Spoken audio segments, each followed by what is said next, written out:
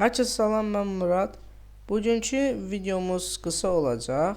Heç bir mövzu barədə danışmayacağım və belə bir şey bildirmək istəyirəm ki sizə. Artıq biz HTML və CSS-i öyrəndik. Tam olmasa da, yəni heç bir yəni bunun hamısını əzbər bilməyə ehtiyac yoxdur heç. Bütün o propertiləri, bütün tagləri əzbərləməyə ehtiyac yoxdur heç.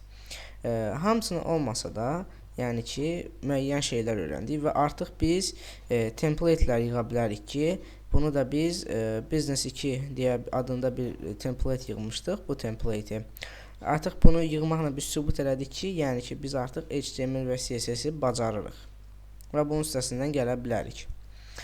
HTML və CSS video setimizi bitirdik. Media Query dərsi ilə, Responsivelik dərsi ilə və bugün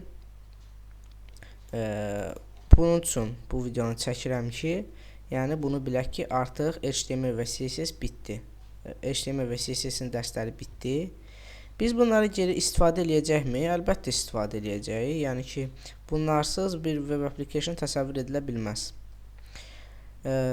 Deməli, bundan sonra nə edəcəyik biz gələn dərslərimizdə? Gələn dərslərimizdə biz Bootstrap öyrənəcəyik. Yəni ki, Bootstrap CSS-ə daxildirmi? Daxildir. Sadəcə olaraq bunu ayrıca bir video set kimi verməyi planlaşdırıram. Ayrıca bir playlistə bunun Bootstrap'ın dərslərini salacağım. Bootstrap özü bir böyük bir mövzudur və ümumiyyətlə Bootstrap nədir? Bunun barədə qısaca demək istəyirəm.